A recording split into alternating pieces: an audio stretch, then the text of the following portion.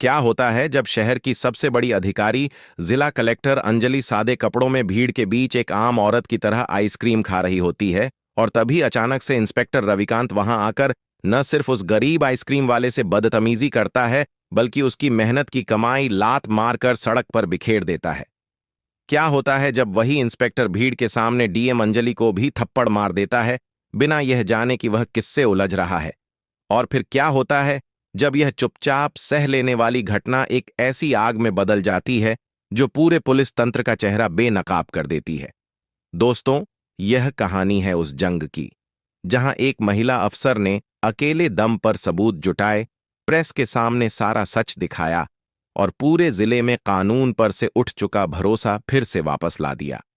सुबह की धूप अब भी पूरी तरह से तपिश में नहीं बदली थी, लेकिन शहर के बाजार में उस समय भीड़ उमड़ने लगी थी। छोटे छोटे ठेले, सब्जियों की टोकरी, मसालों की खुशबू और दुकानों से आती आवाजें पूरे माहौल को जीवंत बना रही थीं। यह वो रोज का शोर था जो इस शहर की धड़कन की तरह हर सुबह शुरू होकर देर रात तक चलता रहता था। भीड़ में हर कोई अपने अपने काम में मशगूल था। कहीं औरतें सब्जी तौलते वक्त भाव ताव कर रही थीं, कहीं बच्चे गुब्बारे वाले से मोल भाव कर रहे थे, तो कहीं बुजुर्ग लोग अखबार की दुकान पर खड़े होकर ताज़ी खबरें पढ़ रहे थे। इसी भीड़ के बीच एक साधारण सी लड़की धीरे धीरे कदम बढ़ाती हुई चल रही थी। गुलाबी रंग का सूती सलवार सूट, कंधे पर कपड़े का थैला, बालों को डीले से पीछे बांध रखा था। चेहरे पर कोई बनावटीपन नहीं था, बस सादगी और शांति। वह अपने आसपास के लोगों के साथ ही इस हलचल में घुली हुई लग रही थी, मानो कोई भी उसे देखकर यही कहेगा कि यह भी बाकी आम लोगों जैसी है। उसके हाथ में एक आइसक्रीम थी, जिसे खाते हुए वह भीड़ के बीच से निकल रही थी। लेकिन जो किसी को नहीं पता था, वह यह था कि यह लड़की कोई साधारण इंसान नहीं थी। यही शहर की जिला कलेक्टर डीएम अंजलि थी। एक अफसर जिसके एक आदेश से पूरे जिले का प्रशासन हिल सकता था, वही आज बिना सुरक्षा, बिना तामझाम भीड़ में ऐसे चल रही थीं जैसे कोई आम नागरिक हो। शायद उसके भीतर कहीं यह चाह थी कि वह देखे कि लोग किस तरह जी रहे हैं, किस तरह पुलिस और सिस्टम उनके साथ पेश आता है। भीड़ में घुली हुई अंजलि उस आइसक्रीम की ठंडक का आनंद ले रही थी कि तभी एक मोटरसाइकिल का शोर कानों में पड़ा।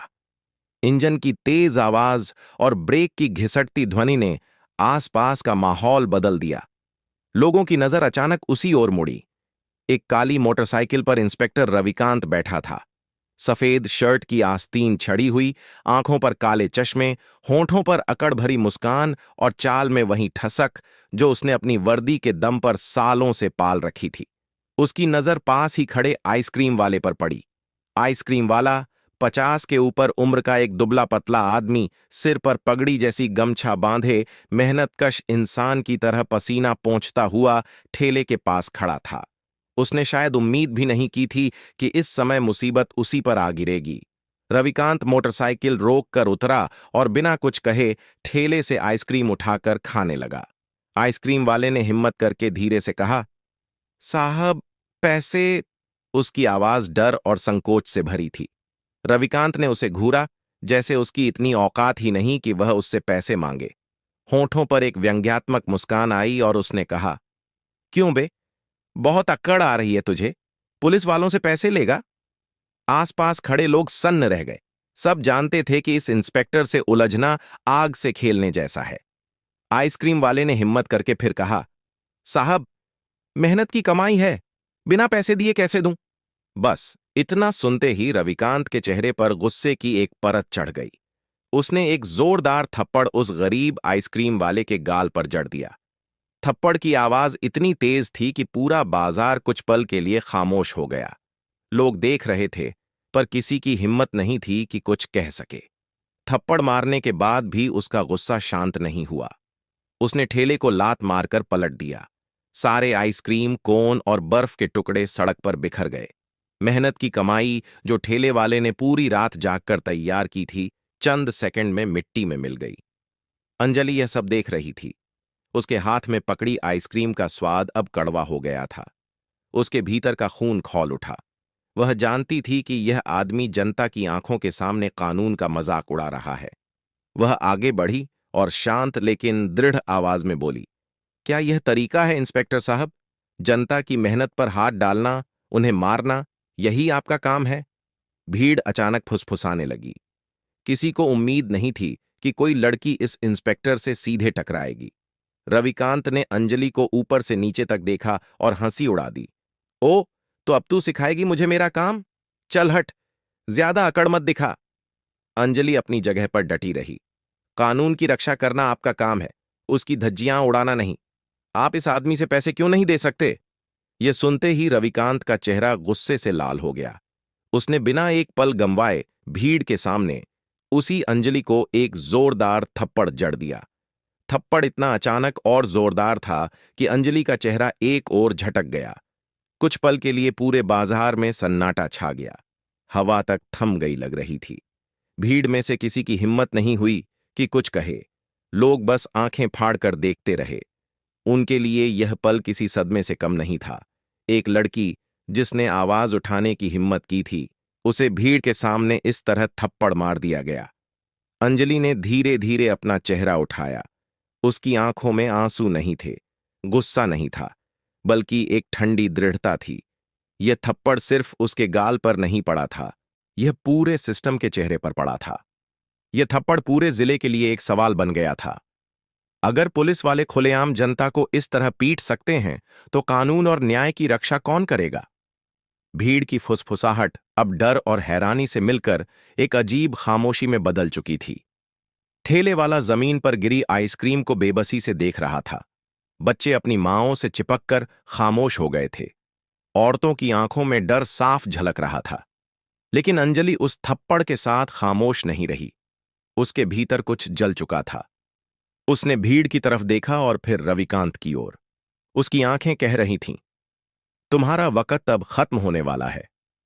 घर लौटने तक अंजलि का चेहरा शांत दिखाई दे रहा था, लेकिन भीतर कहीं एक ज्वालामुखी फूट पड़ा था। बाइक से आते जाते लोगों की आवाजें, सड़कों पर गाड़ियों का शोर और घरों के बाहर खड़े बच्चों की खिलखिलाहट, सब उसे अब शोरगुल जैसा लग रहा था। उसके कानों में बार बार वही आवाज गूंज रही थी, भीड़ के सामने पड़ा थप्पड़। वह थप्पड़ जिसने उसकी त्वचा को चोट दी थी, उससे कहीं ज्यादा उसकी आत्मा को झकझोर दिया था। उसने दरवाजा बंद किया और एक लंबी सांस लेकर शीशे में अपना चेहरा देखा। गाल पर लाल निशान साफ दिखाई दे रहा था। उस निशान को देखकर उसे लगा जैसे यह केवल उसकी नहीं, बल्कि पूरे सिस्टम की बेइज्जती का प्रतीक है। उसने धीरे धीरे चेहरा धोया, लेकिन पानी की ठंडक भी उसके भीतर की आग को ठंडा नहीं कर पाई। उसके मन में सवाल गूंज रहे थे। अगर आज मैं अपनी पहचान तुरंत उजागर कर देती तो क्या होता? लोग तालियां बजाते, मीडिया की हेडलाइन बनती, पर क्या इससे बदलाव आता? वह जानती थी, नहीं, क्योंकि सिस्टम बहुत चालाक है। सामने जो सच दिखाई देता है, उसे दबाने के लिए पर्दे के पीछे बहुत से हाथ काम करने लगते हैं। अगर वह उस वक्त कह देती कि वह डीएम है, तो हो सकता था इंस्पेक्टर को तुरंत निलंबित कर दिया जाता। मगर कुछ दिनों बाद वही मामला दब जाता और फिर सब कुछ पहले जैसा हो जाता। अंजलि के लिए यह अब निजी मामला नहीं रह गया था। यह उसकी आत्मा का प्रश्न बन चुका था। क्या वह भी उस भीड़ की तरह चुप रह जाएगी जिसने सब कुछ अपनी आंखों से देखा, लेकिन डर के मारे कुछ नहीं बोला? रात का अंधेरा शहर पर उतरने लगा था। अंजलि अपने कमरे में बैठकर बार बार वही दृश्य दोहरा रही थी। ठेले वाले का डर, भीड़ की खामोशी और अपने गाल पर पड़ा थप्पड़। हर बार यह सोचते हुए उसकी आंखें ठंडी दृढ़ता से चमक उठतीं। वह जानती थी कि सीधे एक्शन लेने से मामले को दबा दिया जाएगा। बड़ी बड़ी फाइलें, विभागीय जांच, नेताओं का दबाव, पुलिस यूनियन का समर्थन, सब मिलकर इस आग को बुझाने की कोशिश करेंगे। लेकिन अंजलि ने ठान लिया था कि इस बार आग बुझेगी नहीं, बल्कि फैलेगी। उसने अपनी डायरी निकाली और उसमें एक छोटा सा नोट लिखा। सच को दबाना नहीं है, उजागर करना है। योजना उसके दिमाग में बनने लगी। उसने सोचा कि अगर उसे इस पूरे भ्रष्टाचार का असली चेहरा सामने लाना है, तो उसे ऐसे सबूत चाहिए जिन्हें कोई भी नकार न सके। न सिर्फ रविकांत, बल्कि उसके ऊपर बैठे अधिकारी, उसका पूरा नेटवर्क और उनकी असलियत। अगली सुबह अंजलि ने साधारण कपड़े पहने, फीकी सी सलवार, सिर पर दुपट्टा और पैरों में सादे चप्पल। कोई भी उसे देखकर यह नहीं सोच सकता था कि यह शहर की डीएम है। चेहरे पर थकान, लेकिन आंखों में दृढ़ता। वह थाने की ओर बढ़ी। यह वही थाना था जहां रविकांत की दबंगई सबसे ज्यादा दिखती थी। वहां के लोग जानते थे कि शिकायत लेकर जाने का मतलब और बड़ी मुसीबत मोल लेना है। लेकिन आज वह एक साधारण लड़की की तरह वहां पहुंची। थाने के भीतर कदम रखते ही उसे गालियों और सिगरेट की बदबू मिली-जुली हवा ने घेर लिया। दीवारों पर पीलापन चढ़ा हुआ था, पंखे धूल से अटे थे और कोनों में टूटी कुर्सियां पड़ी थीं। बाहर से जो पुलिस की इमारत चमकती थी, अंदर वही बेबसी और गंदगी झलक रही थी। काउंटर पर बैठे सिपाही ने उसे ऊपर से नीचे तक देखा और हंसी उड़ाते हुए कहा, क्या काम है? अंजलि ने धीमी आवाज में कहा, मुझे इंस्पेक्टर रविकांत की शिकायत करनी है। उसने कल बाजार में मेरे साथ। वह बात पूरी भी नहीं कर पाई थी कि सिपाही ने बीच में ही टोक दिया। ओहो, शिकायत करनी है? अरे भाग यहां से। पता भी है किसके खिलाफ शिकायत कर रही है। जा, चुपचाप घर जा, वरना तेरे घर वालों तक मुसीबत पहुंच जाएगी। अंजलि वहीं खड़ी रही। उसकी आंखों में एक सन्नाटा था। कुछ देर बाद अंदर से एसआईओ संदीप सिंह बाहर आया। लंबा चौड़ा शरीर, आंखों में अहंकार और चेहरे पर मुस्कान जो डराने के लिए काफी थी। उसने अंजलि की ओर देखा और कहा, क्या नाम है तेरा? अंजलि, उसने जवाब दिया। संदीप हंसा। बहुत हिम्मत है तुझमें। रविकांत के खिलाफ शिकायत? तू जानती भी है किससे उलझ रही है। अंजलि चुप रही। संदीप उसके करीब आया और उसकी बांह पकड़ते हुए बोला, ऐसी शिकायत करने वाली औरतों को हम समझते हैं कैसे चुप कराना है। अंजलि ने तुरंत अपनी बांह छुड़ाई और कहा, आप लोग कानून की रक्षा करने के लिए बैठे हैं या जनता को डराने के लिए?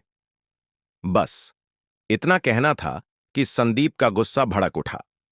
उसने जोर से गाली दी और उसके गाल पर एक और थप्पड़ जड़ दिया। लेकिन इस बार कहानी अलग थी। इस बार अंजलि ने सब कुछ रिकॉर्ड कर लिया था। उसके दुपट्टे में छिपा छोटा सा मोबाइल कैमरा चालू था। हर गाली, हर थप्पड़, हर शब्द उसमें कैद हो चुका था। वह बिना कुछ कहे वहां से निकल गई।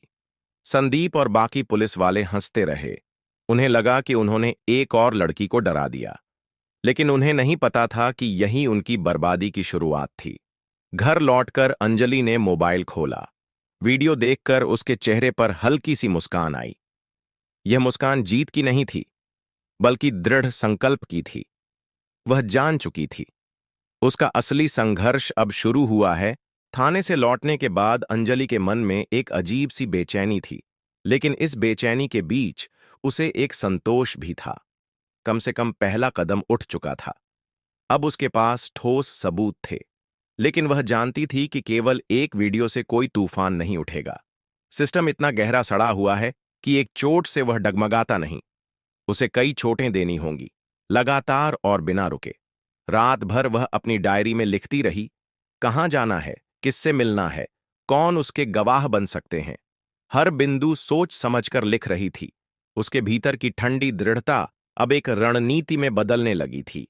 अगली सुबह वह फिर उसी बाजार की ओर गई। भीड़ हमेशा की तरह थी। सब्जियों के ढेर, मसालों की खुशबू, गाड़ियों की चिल्लाहट और बीच बीच में दुकानदारों की आवाजें। लेकिन आज अंजलि की नजरें किसी और तलाश में थीं। वह सीधे उसी आइसक्रीम वाले अंकल के पास गई जिसे कल थप्पड़ और अपमान सहना पड़ा था। अंकल ठेले को सीधा करके फिर से खड़ा करने की कोशिश कर रहे थे। बर्तन, गिलास और सामान सब मिट्टी से साफ कर रहे थे। उनके चेहरे पर थकान और आंखों में मायूसी थी। अंजलि ने धीमे स्वर में कहा, अंकल, मैं जानती हूं कल आपके साथ बहुत गलत हुआ। अगर आप चाहें तो मैं आपकी मदद कर सकती हूं। अंकल ने उसे देखा। चेहरे पर डर साफ झलक रहा था। बेटी, तुझे कुछ नहीं करना है। पुलिस वाले दुश्मन बना लिए तो जिंदगी नरक कर देंगे। मैंने उम्र भर मेहनत की है, लेकिन इतना साहस नहीं कि इन लोगों से लड़ सकूं। अंजलि ने उनका हाथ पकड़ते हुए कहा, लेकिन अंकल, अगर हम सब चुप रहेंगे तो ये रोज होता रहेगा। कल आपके साथ हुआ, आज मेरे साथ हुआ, कल किसी और के साथ होगा। क्या हम हमेशा डरते रहेंगे? अंकल की आंखें भर आईं। कुछ पल तक वे खामोश रहे, फिर धीरे से बोले, अगर सचमुच तू कुछ कर सकती है तो मैं गवाही दूंगा। मैंने सब अपनी आंखों से देखा है। लेकिन बेटी, मेरा नाम कहीं खुला तो। अंजलि ने भरोसे के साथ कहा, नाम की चिंता मत कीजिए, सच को दबाया नहीं जाएगा। अंकल की आंखों में पहली बार डर के साथ थोड़ी उम्मीद भी चमकी। इसके बाद अंजलि सीधे पास की मोबाइल शॉप पर गई। यह वही दुकान थी जो ठीक उसी जगह थी जहां से इंस्पेक्टर रविकांत ने ठेला पलटा था। उसने दुकानदार से कहा, भाई, क्या आपके पास कल का सीसीटीवी फुटेज है? दुकानदार चौंका। क्यों? किस लिए चाहिए आपको? अंजलि ने गहरी सांस ली और बोली, क्योंकि जो कल हुआ वह सिर्फ एक गरीब आदमी के साथ नहीं हुआ, बल्कि पूरे शहर के साथ हुआ। अगर आपके पास फुटेज है तो वह बहुत काम आएगा। दुकानदार झिझका। मैडम, सीसीटीवी है तो सही, लेकिन अगर पुलिस को पता चला कि मैंने फुटेज दिया तो दुकान सील कर देंगे, रोज की दिक्कतें बढ़ जाएंगी। अंजलि ने जेब से पेन ड्राइव निकाली और कहा, बस मुझे कॉपी कर दीजिए, कोई नहीं जान पाएगा, यह फुटेज सच को सामने लाने में मदद करेगा। दुकानदार ने कुछ सोचा, फिर धीरे धीरे सीसीटीवी खोला और पेनड्राइव में फुटेज कॉपी कर दी।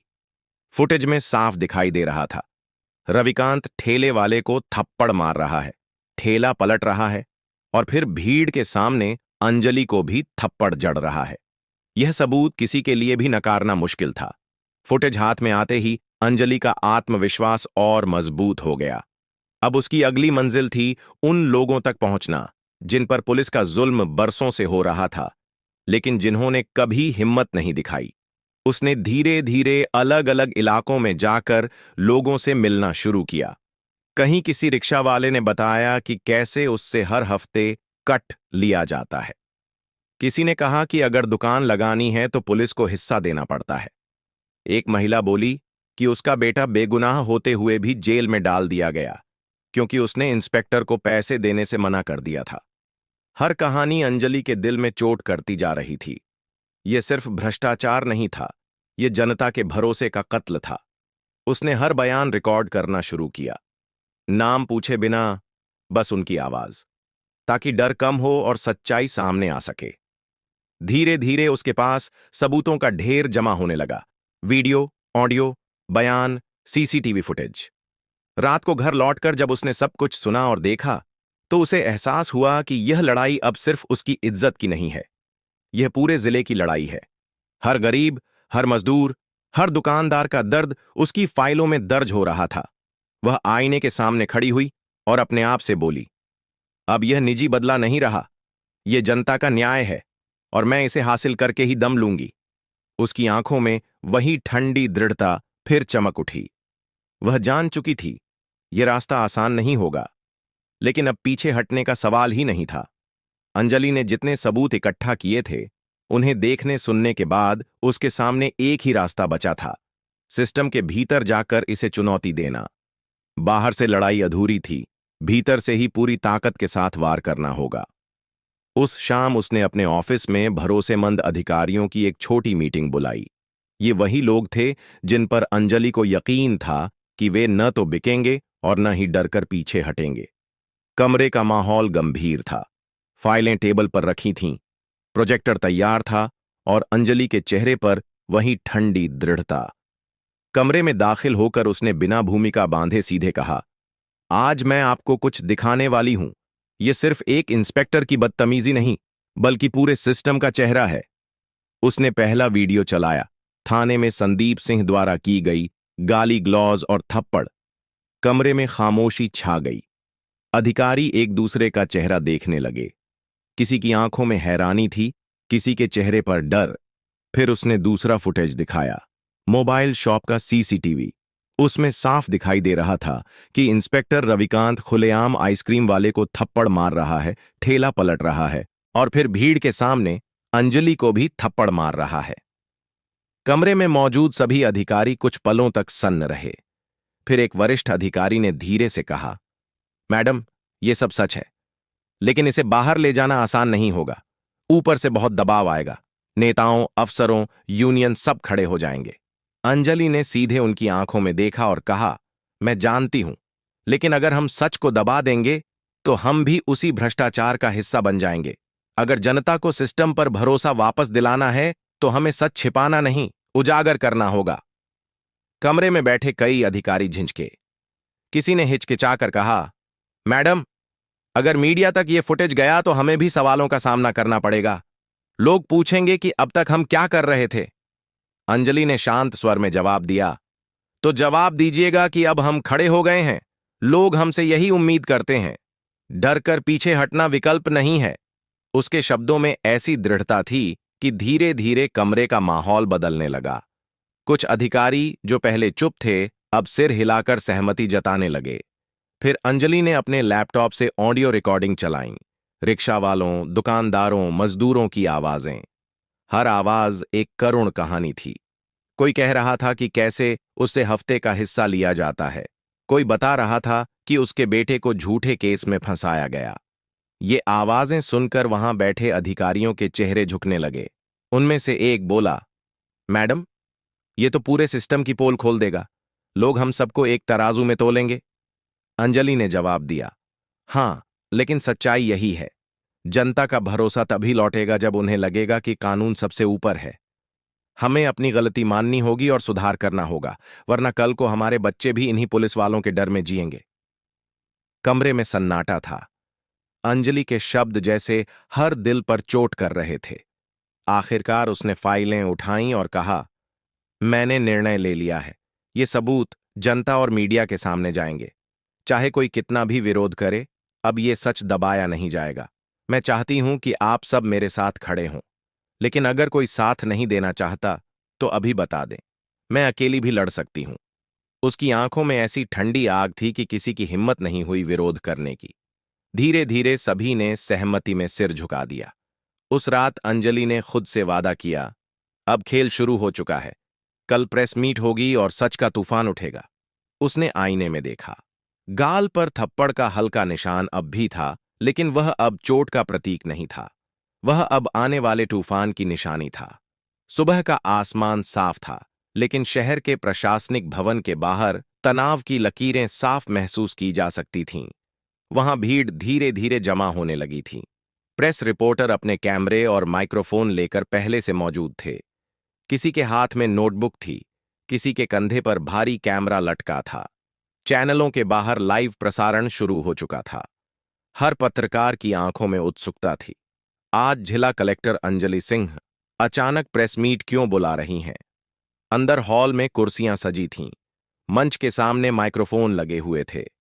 पीछे की ओर बड़ी बड़ी स्क्रीन लगाई गई थीं। सरकारी अधिकारी, पुलिस विभाग के कुछ वरिष्ठ लोग और स्थानीय नेता भी धीरे धीरे हॉल में दाखिल हो रहे थे। सबके चेहरों पर बेचैनी और शक था। अंजलि अंदर से आईं। वह गुलाबी रंग की साधारण सी साड़ी पहने थीं। चेहरे पर मेकअप नहीं, केवल वही हल्का सा निशान गाल पर जो कल के थप्पड़ का सबूत था। उनकी चाल में न तो गुस्सा था, न ही कोई घबराहट, बस एक ठंडी दृढ़ता। मंच पर पहुंचते ही पूरा हॉल खड़ा हो गया। कैमरों की फ्लैश लगातार चमक रही थीं, लेकिन अंजलि ने कोई औपचारिकता नहीं निभाई। उन्होंने सीधे माइक पकड़ा और शांत स्वर में कहा, मैं भाषण नहीं दूंगी, बस सच दिखाऊंगी। इतना कहते ही हॉल में खामोशी छा गई। उन्होंने रिमोट दबाया और बड़ी स्क्रीन पर पहला वीडियो चलने लगा। वह वही वीडियो था जो थाने में एसआईओ संदीप सिंह के कमरे का था। उसमें साफ दिख रहा था कि किस तरह उसने शिकायत करने आई लड़की को गालियां दीं और थप्पड़ मारा। हॉल में बैठे लोग हक्का बक्का रह गए। पुलिस विभाग के अधिकारी कुर्सी पर हिलने लगे। पत्रकार अपनी नोटबुक पर तेजी से लिखने लगे। इसके बाद अंजलि ने दूसरा फुटेज चलाया, मोबाइल शॉप का सीसीटीवी। इंस्पेक्टर रविकांत ठेले वाले को थप्पड़ मारते हुए, ठेला पलटते हुए और फिर एक लड़की को, जो असल में खुद अंजलि थीं, थप्पड़ मारते हुए साफ दिखाई दे रहा था। हॉल में अचानक फुसफुसाहट शुरू हो गई। पत्रकार एक दूसरे की ओर देखकर आंखें फैला रहे थे। टीवी चैनलों पर लाइव ये फुटेज प्रसारित हो रहा था। घरों में बैठे लोग, दुकानों पर काम कर रहे लोग, सब टकटकी लगाकर टीवी पर नजर गड़ाए हुए थे। अंजलि ने माइक फिर उठाया। यह एक इंस्पेक्टर की करतूत नहीं है। यह उस सिस्टम का चेहरा है जो जनता की सुरक्षा के लिए बना था, लेकिन जनता को डराने का औजार बन गया है। मैंने पिछले कुछ दिनों में जो गवाहियां और सबूत जुटाए हैं, वे साबित करते हैं कि कानून की रक्षा करने वाले ही कानून तोड़ रहे हैं। इतना कहकर उन्होंने रिकॉर्ड की गई आवाजें चलानी शुरू की। रिक्शा वालों की आवाज, दुकानदारों की गवाही, उस औरत का रोता हुआ बयान जिसका बेटा झूठे केस में जेल में बंद था। हर आवाज पूरे हॉल में गूंज रही थी और हर आवाज एक चुभती हुई सच्चाई थी। हॉल में बैठे नेता और अधिकारी अब पसीना पोंछने लगे। पत्रकारों के कैमरे लगातार उनकी तरफ घूम रहे थे। अंजलि ने अपनी फाइल उठाई और कहा, आज से इंस्पेक्टर रविकांत और एसआईओ संदीप सिंह निलंबित किए जाते हैं। साथ ही उन पर एफआईआर दर्ज की जाती है। कानून अब उनके खिलाफ खड़ा होगा, जैसे उन्हें जनता के साथ खड़ा होना चाहिए था। हॉल सन्नाटे में डूब गया। किसी को उम्मीद नहीं थी कि अंजलि इतने सीधे और कठोर शब्दों में आदेश दे देंगी। लेकिन यह आदेश केवल शब्द नहीं था, यह एक फैसले की घोषणा थी। पत्रकारों ने एक साथ सवाल दागने शुरू कर दिए। मैडम, क्या आपको डर नहीं कि ऊपर से दबाव आएगा? क्या सरकार इस फैसले को समर्थन देगी? क्या यह कदम पूरे पुलिस विभाग में बगावत नहीं खड़ी कर देगा? अंजलि ने शांत स्वर में उत्तर दिया, अगर सच दिखाना बगावत है तो हां, यह बगावत है। लेकिन यह बगावत जनता के लिए है, कानून के लिए है। किसी भी दबाव से बड़ा सच है, और मैं सच को छिपाऊंगी नहीं। उनके शब्द जैसे हवा में बिजली की तरह गूंजे। उस पल पूरा हॉल बदल गया। कुछ पत्रकारों ने तालियां बजानी शुरू की। लोग खड़े होकर उनकी हिम्मत की सराहना करने लगे। लाइव प्रसारण देख रही जनता के दिलों में पहली बार यह भरोसा जागा कि कोई है जो उनके लिए खड़ा है। उधर पुलिस विभाग के कुछ वरिष्ठ अधिकारी खामोश खड़े थे। वे जानते थे कि अब यह मामला दबाया नहीं जा सकता। जनता ने सब अपनी आंखों से देख लिया था। प्रेस मीट खत्म हुई, लेकिन बाहर कैमरे और रिपोर्टरों की भीड़ अंजलि को घेरे रही। उनके हर शब्द को रिकॉर्ड किया जा रहा था, हर कदम को कैमरे कैद कर रहे थे। वह धीरे धीरे बाहर निकली। चेहरा शांत था, लेकिन आंखों में वही दृढ़ता चमक रही थी। गाल का निशान अब चोट का प्रतीक नहीं था, बल्कि न्याय की लड़ाई का प्रतीक बन चुका था। अगली सुबह पूरे शहर का चेहरा बदल चुका था। अखबारों की हेडलाइन में केवल एक ही खबर छपी थी, डीएम ने पुलिस के भ्रष्ट चेहरे को किया बेनकाब। हर अखबार के पहले पन्ने पर वही तस्वीर थी जिसमें अंजलि मंच पर खड़ी थी। चेहरे पर थप्पड़ का हल्का सा निशान और आंखों में ठंडी दृढ़ता। टीवी चैनलों पर बार बार वही फुटेज चल रहा था। इंस्पेक्टर रविकांत की दबंगई, एसआईओ संदीप सिंह की गालियां, और उसके बाद अंजलि का आदेश। लोगों के घरों में, चाय की दुकानों पर, बस अड्डों पर, हर जगह उसी घटना की चर्चा थी। कोई कह रहा था, पहली बार किसी अफसर ने इतना साहस दिखाया है। कोई बोला, अब तो उम्मीद है कि सिस्टम बदलेगा। यहां तक कि जिनके दिलों में पुलिस का नाम सुनते ही डर बैठा हुआ था, वे भी अब खुलकर कहने लगे, हां, न्याय जिंदा है। आइसक्रीम वाले अंकल ने भी अखबार का पहला पन्ना देखा। उनकी आंखों में आंसू आ गए। ये आंसू दर्द के नहीं थे, ये आंसू राहत के थे। उन्हें लगा जैसे उनकी बरसों की बेबसी को किसी ने आवाज दी है। उनकी बूढ़ी आंखों ने आसमान की ओर देखा और होठों से निकला, शुक्र है, भगवान, कोई तो है जो गरीब का दर्द समझता है। रविकांत और संदीप सिंह की गिरफ्तारी की खबर जंगल की आग की तरह फैल गई। जिन लोगों ने वर्षों तक इनके डर में चुप्पी साध ली थी, अब वही लोग सामने आकर बयान देने लगे। थानों के बाहर लाइन लगने लगी। कोई कह रहा था कि उससे हफ्ता वसूला गया, कोई बता रहा था कि झूठे केस में फंसाया गया। जनता अब डर नहीं रही थी। उन्हें लगा कि अब उनके पीछे कोई खड़ा है। मीडिया लगातार अंजलि को लोह महिला कहकर संबोधित कर रहा था। टीवी डिबेट्स में उनके साहस की चर्चा हो रही थी। एक तरफ कुछ नेता कह रहे थे कि यह कदम जल्दबाजी था, लेकिन दूसरी तरफ जनता का समर्थन इतना भारी था कि विरोध की आवाजें दबने लगीं। शहर की गलियों में एक अजीब सी ऊर्जा फैल गई थी। लोग बात करते हुए अब सिर्फ शिकायतें नहीं करते थे, बल्कि उम्मीद जताते थे। बच्चे स्कूल जाते वक्त कहते, देखो, अब पुलिस वाले भी सजा पाएंगे। औरतें हिम्मत करके आवाज उठाने लगीं। दुकानदारों ने कहा कि अब वे बिना डर के कारोबार करेंगे। डीएम ऑफिस के बाहर भीड़ जुटने लगी। लोग फूलों के गुलदस्ते लेकर आए, किसी ने मिठाई का डिब्बा दिया, किसी ने बस हाथ जोड़कर कहा, धन्यवाद मैडम, आपने हमें आवाज दी। अंजलि सब स्वीकार करती रहीं, लेकिन उनके चेहरे पर वही सादगी थी। वह जानती थीं कि यह जीत नहीं है, ये केवल शुरुआत है, अभी बहुत काम बाकी है। लेकिन उन्होंने यह भी महसूस किया कि जनता का भरोसा लौटना सबसे बड़ी जीत है। उस रात वह अपने ऑफिस में अकेली बैठी थीं। खिड़की से बाहर देखा तो दूर तक शहर की रोशनी चमक रही थी। उनके सामने डायरी खुली हुई थी। उन्होंने लिखा, आज जनता की आंखों में फिर से भरोसा लौटा। यह भरोसा ही मेरी ताकत है। यह निशान मेरे गाल पर चोट का नहीं, बल्कि न्याय का प्रतीक है। अब यह लड़ाई कभी रुकनी नहीं चाहिए। उन्होंने पेन रख दिया और गहरी सांस ली। उनके चेहरे पर हल्की सी मुस्कान आई। बाहर सड़क पर भीड़ कम हो रही थी। लोग अपने घरों को लौट रहे थे। लेकिन इस बार उनके दिलों में डर नहीं, बल्कि संतोष था। उन्हें लगा कि कानून अभी भी सबसे ऊपर है। आइसक्रीम वाला अंकल अपने ठेले पर बैठा था। एक बच्चा उसके पास आया और बोला, अंकल, आइसक्रीम दीजिए। अंकल ने मुस्कुराकर आइसक्रीम दी और मन ही मन सोचा, अब ये ठेला डर में नहीं, भरोसे में चलेगा। कहानी का अंत वहीं होता है जहां एक महिला अफसर ने अपने गाल पर पड़े थप्पड़ को पूरे सिस्टम के लिए आईना बना दिया। उसने यह साबित किया कि असली ताकत डंडे में नहीं, बल्कि सच में होती है। और जब सच जनता के सामने खड़ा हो जाता है, तो कोई भी भ्रष्ट ताकत ज्यादा दिन टिक नहीं पाती।